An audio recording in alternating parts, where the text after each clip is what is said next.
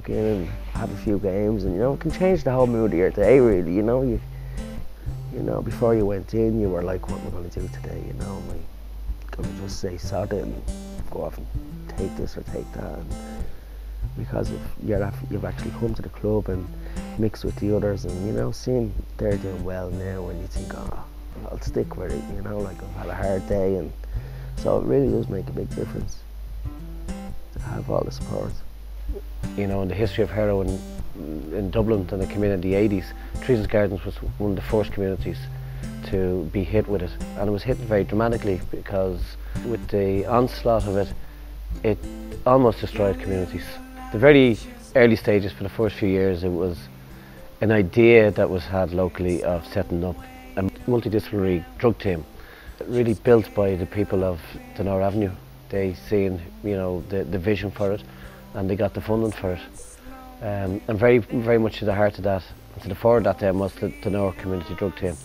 The harm reduction is a model for us. It's kind of it's what I suppose we're about here in the Donore Community Drug Team. And what we mean by harm reduction is improving the quality of people's lives. To accept that while people may be using drugs, that there are things that they can do to minimise the health risks. Drop-in is the hub of our organisation. Most people come in, especially the first time they come in, they'll have a cup of tea, they'll have a look around, suss us out, we'll explain to them what we do. Some people come in because they've, from word of mouth, or they're brought in with someone who's already been in, so they have an idea what they're coming into. But when we first started here 6 years ago, a lot of people were, I wouldn't say mistrustful, but they were a bit cautious of us because they didn't know us. It took a while to get them to come in and to get them comfortable and let them know that, we're not going to buy. When I started going to the clinic, a couple of people out of the clinic and the people there said that there's the drug centres here as well to use it. So, at the start I was like a bit weary of that because I didn't know what it was all about or anything but I started coming and it was actually okay, for the few hours that you'd spend here, it makes a big difference. The first area you notice of where addiction is affected after the individual is in the family. And families have been left to their own devices to try and cope. I mean, I think it's still underestimated what it could be like for a parent to realise that their son is on heroin or on crack or involved in that end of drug use. So what we have here is a part-time family support worker who runs a family support group for family members. I'm actually 10 years working as a family support worker. I had a son on drugs years ago. I think he's about 12 years clean. But at the time, there was nowhere for the parents to go. The whole family suffers. Not only a drug addict. Well, I first came because my dad links in with them and my dad comes around and has a good chat with them, and I said one morning I'll go around and link in with them. We're not, I suppose, a project that's telling people to, you have to give up drugs, you have to abstain from drugs. But our fundamental thing is to try and reduce the harm. And one of the main things I think we do to try and reduce the harm is to have an open door policy, that people are welcome to come into our centre here. I think it works very much on a human level, and it's about relationships. And in most statutory agencies, you don't have the time to build relationships. I don't know whether it's a lack of interest or time pressure or whatever, But even in terms of a doctor being able to look you in the eye and talk to you and take your hand to explain something to you is almost like a miracle, It's about actually building up trust. It's about building up that relationship with the clients that come in and then seeing, and then actually from their own perspective viewing and sort of deciding with them when they're ready to move on, because you can't actually force anybody to move on. All you can do is be there for them when they decide to move on. I'd say that when they first come in, they're not too sure whether they even want to see a counsellor. We explain to them what the counsellor does, and then the counsellor will have a chat, and then it's up to them then if they want to continue on with it. People think when they have somebody on drugs, once they get personal help, that's it. But that's not it. Because when you discover your children are on drugs, it's devastating. You don't know what to do, you don't know where to go. I was never on drugs, I never took drugs, but for family support it's great. When you have somebody on drugs, you have a bit of problems, so it's good to come up and talk, and they can tell you about drugs and what my dad's actually going through. The first avenue would be to listen and to kind of bring their story out and allow it to evolve and look at, you know, their coping mechanisms, their skills, their abilities, you know, what they have and what they have not got. I was on drugs, and I'm not coming off drugs now, and I'm attending a clinic in Cork Street, and I go there every day, and I see my counsellor every Wednesday and a Friday. But things started picking up on me since I attend here, you know, the drop-in centre. I've tried getting off drugs before, and it didn't work because I hadn't really got a place like this to go to, you know, but I can see the difference now because I'm off the drugs now as well, and I'm staying off them, and it's great to be able to come here and not be under pressure. The next level would be looking at, you know, well, what are your skills, what are your abilities, you know, what do you feel that you're missing that could make this easier for you to get through? Our remit here, what we try to do is give those people a safe environment, a place where they can come in, feel wanted and feel respected and not going to be judged. People that avail of it would see it as their own, like sometimes they call it their club, you know, or I'm going around to our club, you know, when is our club on, you know, stuff like that. I can understand the drug users because I lived with one. Yeah. Do you know what I mean? And if someone is clean and they slip, I can understand that. I wouldn't say, I wouldn't start saying, I don't, you know, I mean, I wouldn't do that because I understand the problem. The longer that they come here, you know, like those, you know, like the other people that are coming in, you know, you'd see they probably not be able to talk to some people, so they may be able to talk to you.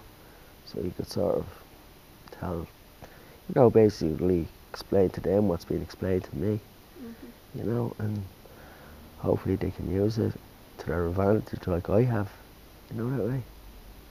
I find it helps, you know, like talking to the counsellor, like Keith's the counsellor, I've talked to him before, and if you have any problems, just go to Kelly or that. I would have clients who are active drug users. I would have clients in various stages of rehabilitation. I'd have clients who have been clean X amount of years, but still need support on a one-to-one level, as well as, say, NA or AA or CA. My son was clean for 7 years. I remember at the time, days were still on the moment, and it was clean for 7 years, we went back on the drug. And then they start getting help, so there's always one of us that, you know, you can never relax, you're always, that worry will never leave you, I don't think till our dying day. Even Kay says, he's touched his word about her son. Yeah, thank God. You kind of just get on with it now, don't you? We just get on with it now, more than years ago where we'd be in bits here all we'd be crying and all, where now we can accept it. When we went to force, like, it's like everything else, everybody's telling their stories and they're all telling about their kids and what their kids done, and I sat there, cried my eyes out. There was one woman and she was telling us all about her daughter, and she was breaking her heart laughing, and I was sitting there crying and said, oh my God, but she laughing about. But it got to the stage after so many months when I was going, I could laugh about the things that was happening. People who have died in this community at a very young age, very prematurely, didn't have to and don't need to. And that if we resource and continue with a harm reduction approach to dealing with drug use, well then we can prevent that, and we can also improve the quality of life for people within the community. It's for to speak to the family, the mothers, the fathers, or the siblings, if you want to go, or partners of drug users. It's for to help yourself to cope with the problem. It depends on what issues people are coming in with.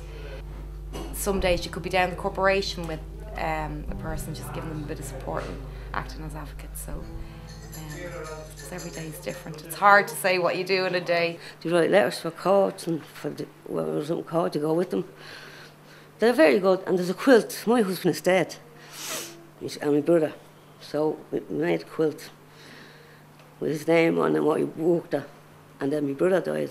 So my sister done that one. Did you ever see the quilt? Every year that's done, I stand right beside me dad and I hold him, like, I even cry sometimes. And I think one day my dad will be on that blanket, like. But with this support of this club, it won't be so woeful when he is on the blanket, because I'll be able to stand there with the people out of the club and knowing that he had good times here. And I remember his good times here, but they're not forgotten about. No matter where they are, they're not forgotten about in this club. Nobody's ever forgotten about. They think about everybody. If I hadn't got somewhere to go like here, you know, a lot of people, I'd say, fall back on themselves, and because they did not have here to come, they'd be looking for somewhere else to go, you know, so they'd obviously be going to all the places they know themselves, which will all lead to the one thing. So the only good thing is that when you come here, you know, like, you stay sort of level-headed and you go out the same way, you know, like, I've had my times where, you know, I feel down in the dumps and that, and, you know, there's been other people that come to the club, you know, have spotted it, you know, and for someone to be able to spot it without having to say it, you know, means a lot. My and my dad's relationship is great, and now that he's off drugs, it's even better. Like, we always had a great relationship, but it's great now that we're in the club together, like, and we even see down there the laughs we even have at bingo, like, we never did that together before. We didn't have laughs like that before. It was all, you know, baby steps at first. People just want to get to know who you are, where you're from, what are you all about, and over time people have sort of gradually come to terms with what we do here, and, you know, they trust us basically. But it is informal. It's based on trust, and it's based on people's ability to be able to be an advocate on somebody's behalf. We have access to washing facilities, we've access to food, and we've access to a phone if we need to get phone calls or letters for court or hospitals. Just when you need to talk to someone as well, like, there's counselling all around here, and you can tell them your problems and they won't tell it out, like, that's good. I'm not a good reader or writer. The staff here would help you out, so I'm starting to come in mostly now nearly every day. There's a newspaper there, I'm reading the newspaper now and all this. If you ever needed anything like look for work, they'd help you, make CVs up. If something happens to me like tonight, I know I can come here and share it with these now. No matter what, when you're feeling down, like, they'll get you up, like, they'll bring you a boost to back up, like, you know what I mean? Only for days I'd be lost. Only for here, I know where to go, I can ring Kay, I don't even have to be here. They're always there for you, you know, if you need them. Some of our clients come in and, you know, their lives could be in real turmoil. So just getting them to go to an appointment, or getting them to attend a hospital, or getting them to attend a counsellor, that's an achievement, because before they came in here they weren't doing that. Quality of life is a priority. Standard of living is a priority. And basic civil and human rights are priorities. And that's something that's been denied to people in this community.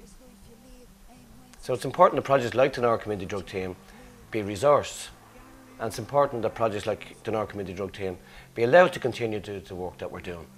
And that work not only makes a difference to individuals, it makes a difference to families, it makes a difference to communities, and it makes a difference to wider Irish society. And that's where the benefit is. Keep your feet